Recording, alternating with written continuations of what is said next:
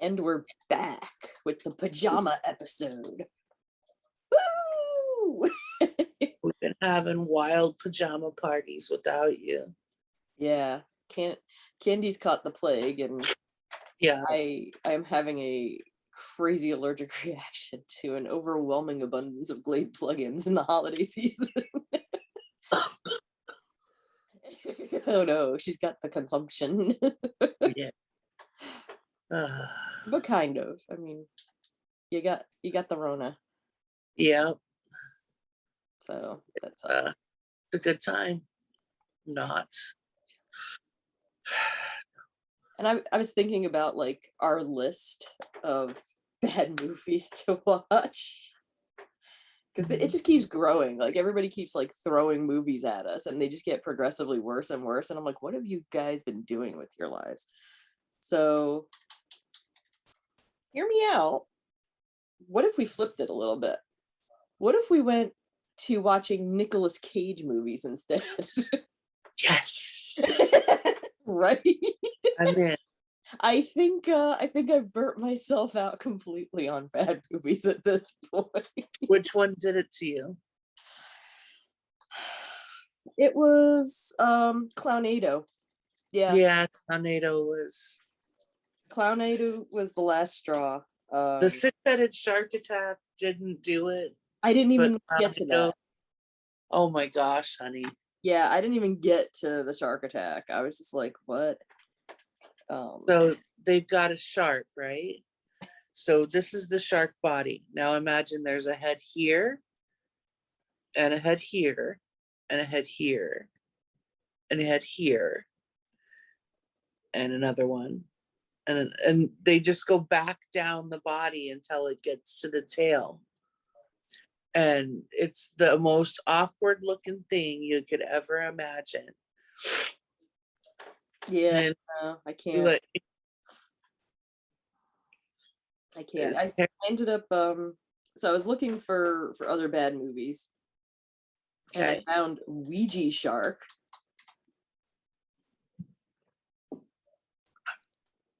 Okay. And I was like, you know what? So I got like a couple of other, like there's Big Top Evil that I might watch. There's Biggest Spider. Of course, Lavalantula. I don't know if I'm gonna watch any of these. Poultry in Motion. Truth is Stranger Than Chicken. It looks like Killer something or other. Poultrygeist. Poultrygeist, the must. Night of the Chicken Dead. Were Rooster. Night of the Were Rooster. I've seen that. It's terrible. Yeah, and then there's Bubba the Redneck Werewolf. Wolf Cop. That one's hilarious.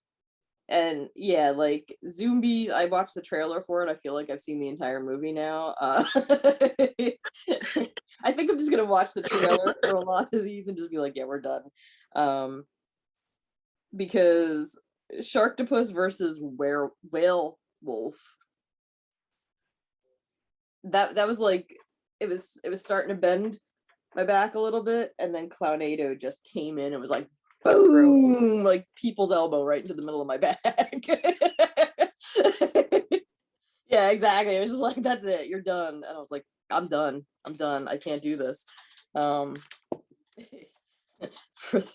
the folks watching at home, I went to film school. So this is like a level of torture that it's just like I enjoy it, but in a kind of Schadenfreude sort of way. Yeah. Yeah, I found a bunch of really like cool movies that I was like, you know what, I could spend my time watching movies that, you know, interest me. And then I found this one and I was like, screw all the other bad movies, like we're done, because there is a 2021 movie with Nicolas Cage, Willy's Wonderland. It is $1.99 to buy. Okay, so that's next. Oh, yes, absolutely. I'm watching that next. It's so I'll read the synopsis for you.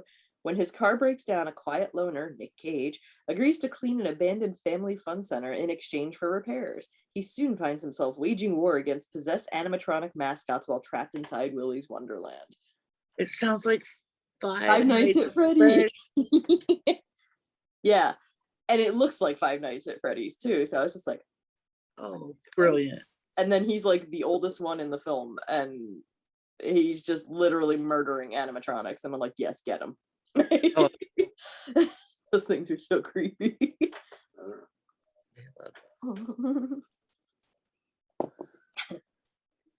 God damn it, I'm in. You son of a bitch. So yeah, I found another one that just looks awful. Cat Sick Blues. All he needs is 9 lives.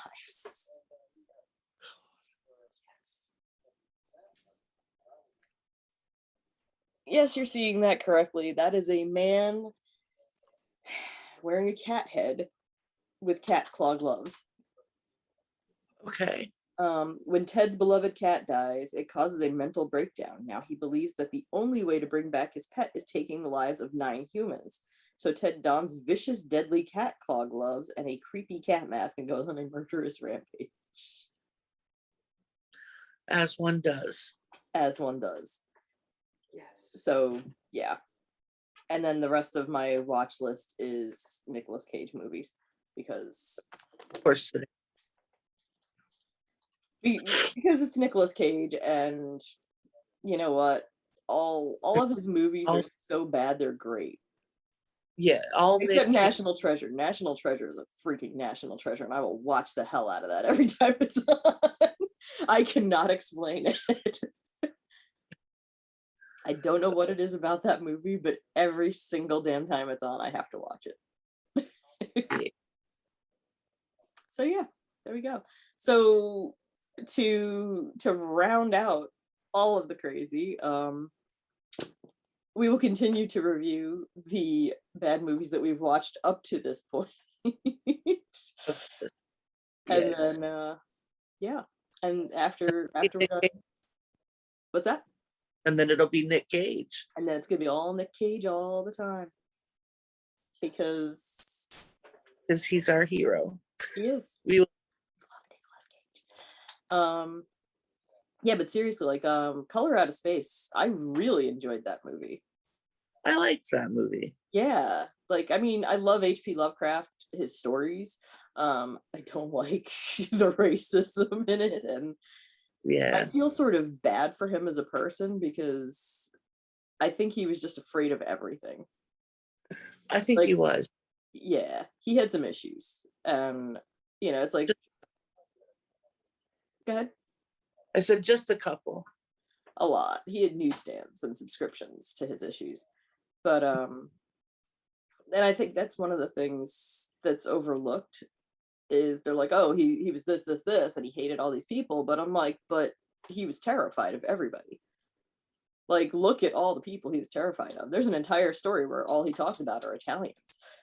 I'm just like, dude. Like, of all, like, terrifying. Look at you. Terrifying. All 5 foot nothing. Well, 5'2", thank you. All 5'2".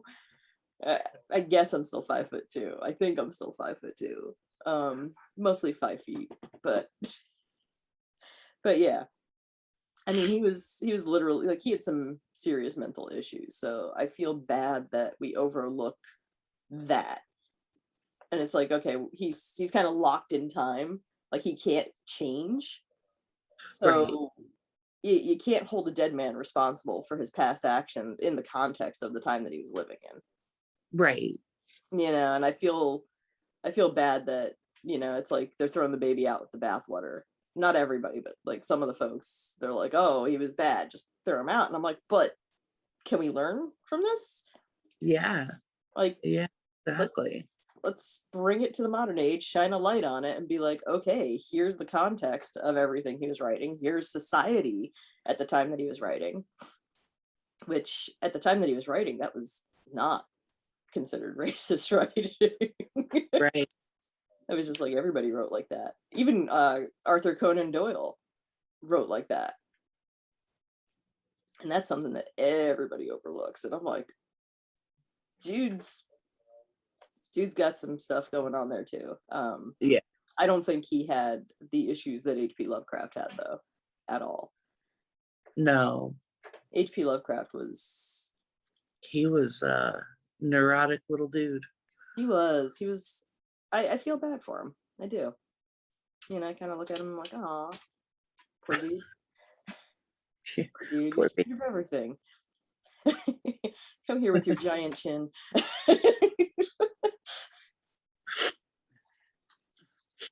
But yeah, so Color Out of Space was a really good movie. I don't know how we got Nicolas Cage. That's how we got trying to follow the train back. At least this time you could follow the train back.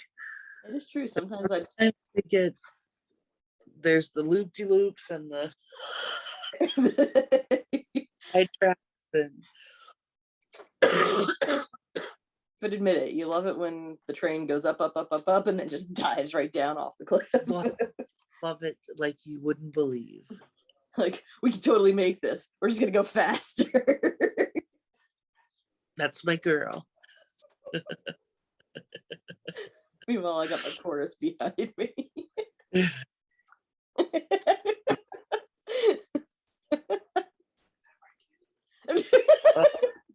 you hear him? I love him so much.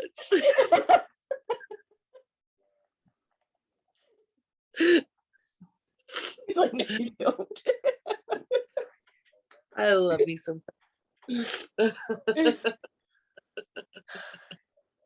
I think we're actually pretty coherent considering it's first thing in the morning and we're relatively pre-caffeinated. Yes. And you want to know what's terrible? I can't taste anything. So it's all just texture. And this is terrible. Yeah. Well, I mean, just bubbles. Yeah, when my taste and smell went wonky a couple months back, like it didn't go away, it just went wonky. So if I like breathed in really hard, I could smell Vicks Vapor Rub. But if I just took like a light sniff, I couldn't smell it at all. But I could smell like other stuff, but random stuff, but not everything. And then I could taste salty and I could taste sweet. Yeah, that's about where I'm at. Yeah. I made a lovely ham for New Year's, and all I could taste was the salt. Pork chop express. I made pea soup, not yesterday, day before yesterday. That came out amazing. I put in like an entire ham steak, and I put in 2 ham hocks, and then that's where that's where I got the idea, because in my house they don't like split pea soup, so I just made it the entire ham. I think I'm the only one in my house that likes it. Growing up, my mom always made it, and it's kind of like comfort food for me now. So yeah, I did too. Yeah, and the way my mom would make it, she would literally like cook the thing all day and then put it through a blender and then strain out the stuff that she put through the blender, because she had a texture thing with pea soup, so she didn't like soup that actually had like, you know, soup parts.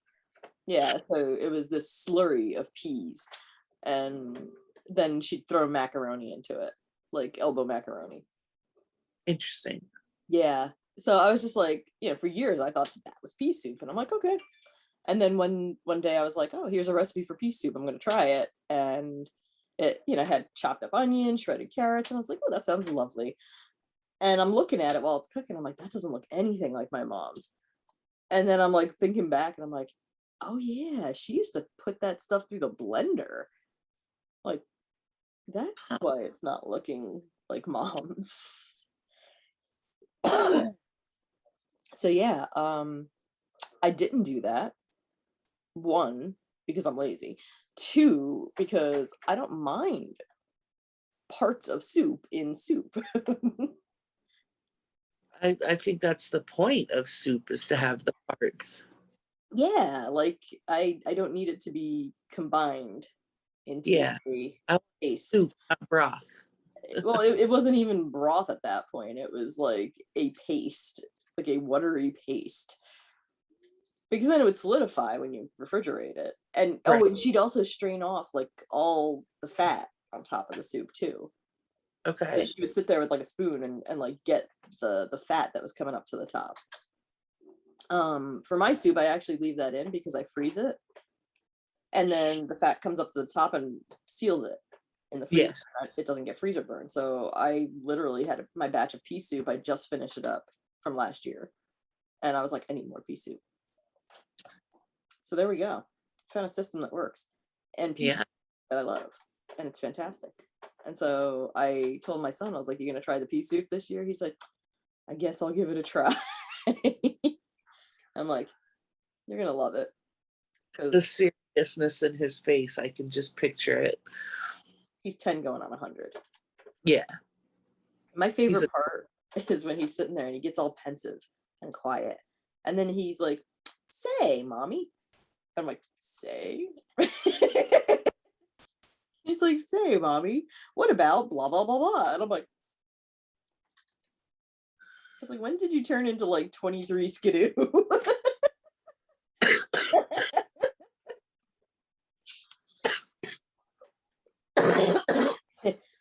Kid talks like fast talking high trousers. that's fun. Yeah, he literally talks like somebody from the 1920s. I've seen it. It's hilarious. It is. I'm just like, where did you even learn to talk like that? Like, I've got a ghost in the house. Uh-oh. Oh, my battery's dying. Uh-oh. Okay. Well, Okay. we will be back with more movie reviews after we watch some Nicolas Cage. We will get to Clownado. Don't you worry. In the meantime, Yeah. enjoy.